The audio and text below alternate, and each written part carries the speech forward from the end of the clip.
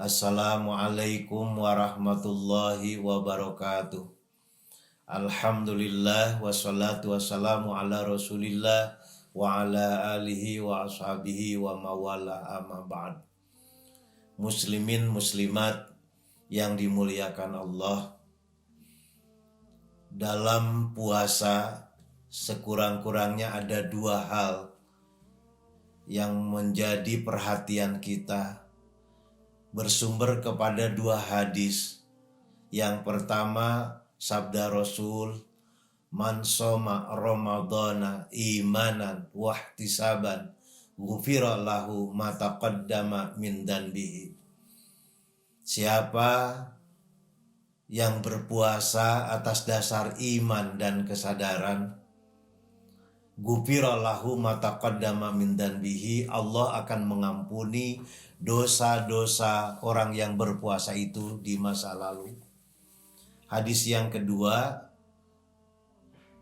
kam min shaimin laisa lahu min siyami ilal atas wal ju'.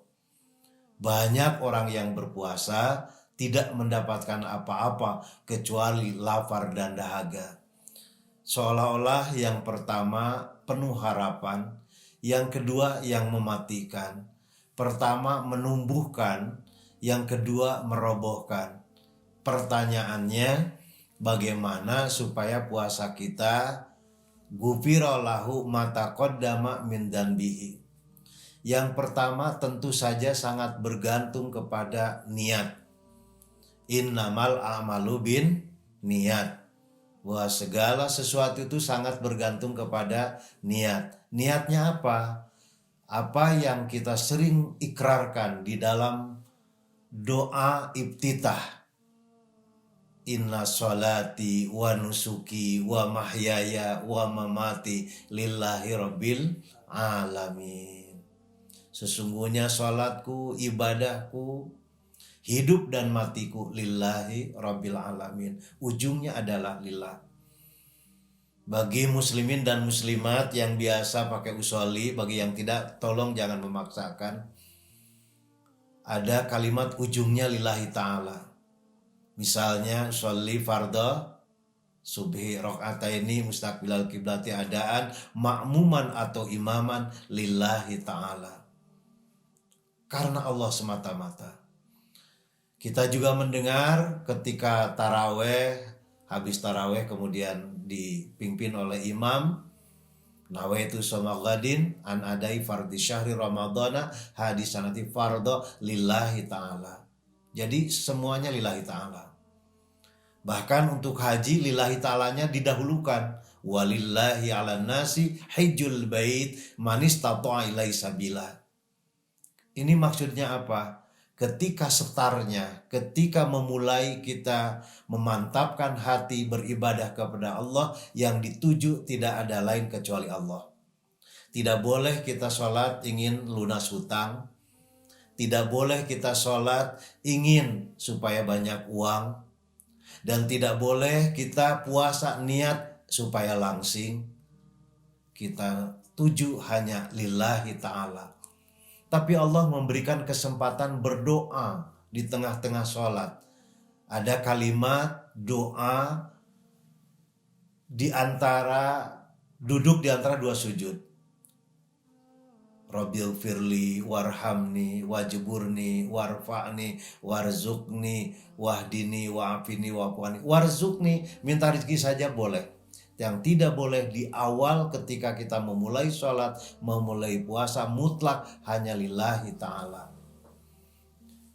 Kita wujudkan dalam bentuk yang konkret supaya ghufira lahu ma taqaddama min danbihi, bahwa puasa kita tidak sia-sia. Niat lillahi ta'ala itu diwujudkan dengan penuh pengharapan kepada Allah bahwa puasa kita ingin membersihkan segala dosa dan kesalahan kita. Sebetulnya bukan puasa, semua ibadah itu walaupun dalam wujud fisik material dalam gerakannya, tetapi ada unsur-unsur penyucian diri. Contoh, wudu. Wudu itu membasuh wajah, tangan, kemudian sebagian kepala dan kedua kaki. fisiknya. Sunatnya berkumur-kumur atau cuci tangan berkumur-kumur, telinga, kaki dan sebagainya. Tetapi setelah berwudu ada doa pengharapan kita, bukan sekedar bersih wajah, bersih kedua tangan, bersih kepala, bersih kaki.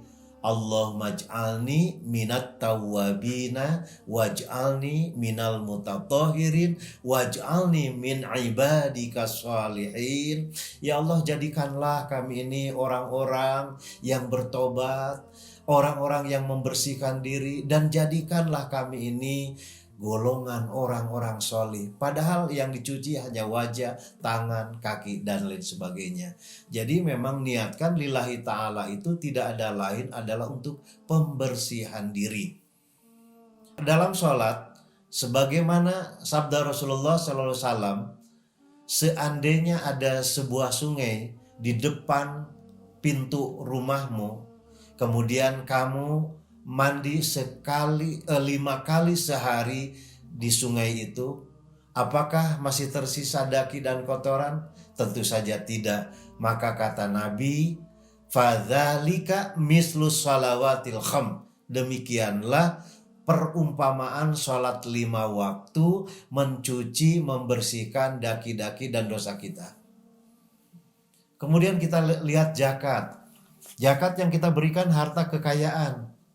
Tapi di situ ada juga Allah berfirman dalam Quran surat At-Taubah ayat 103. Khud min amwalihim shadaqatun tutahhiruhum wa tuzakkihim biha wa sholli alaihim inna sholawataka sakanun lahum wallahu sami'un alim. Ambillah, pungutlah zakat dari harta-harta mereka untuk membersihkan dan mensucikan mereka. Kemudian doakan oleh kita harta-harta mereka yang diambil zakatnya.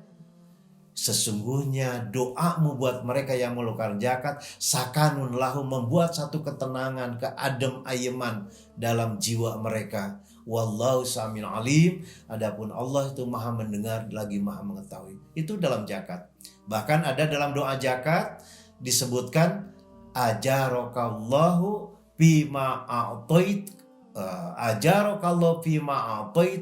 semoga Allah memberi pahala atas yang telah kau berikan, wa baraka fima abqaita, dan juga memberi keberkahan atas harta yang masih tertinggal sisa dari yang kita berikan, wa ja'alahu laka tahuran, dan semoga Allah menjadikan kamu menjadi orang yang bersih. Jadi hendaknya niat kita ibadah apapun memang ingin diampuni dosa. Kemudian kita lihat juga dalam haji. Haji juga sama. Man hajja falam yarfus walam yafsuk raja'a kayaumi waladatu ummu. Barang siapa yang haji tidak ropas, tidak pusuk, maka dia kembali setelah haji itu seperti bayi yang baru dilahirkan. Jadi inti dari ibadah apapun termasuk puasa, innamal a'malu binniyat, itu yang pertama adalah kita ingin diampuni dosa dan kesalahan kita, bukan sekedar melaksanakan kewajiban tapi ingin dibersihkan. Kenapa? Inna lillahi wa inna ilaihi raji'un. Sesungguhnya kita ini milik Allah, wa inna ilaihi, dan sesungguhnya kita ilaihi, kepadanya rajiun, dikembalikan. Dari Allah bersih, maka ketika kembali kita ke hadirat Allah juga harus bersih. Maka Allah yang penuh rahman rahim membersihkan kita dengan menugaskan kita untuk sholat, puasa, zakat, haji. Maka ketika kita kembali ke hadirat Allah, kayaumi waladatu ummu, seperti bayi yang baru dilahirkan. Wallahu alam, mudah-mudahan ada manfaatnya. Wabillahi taufiq wa hidayah. Wassalamualaikum warahmatullahi wabarakatuh.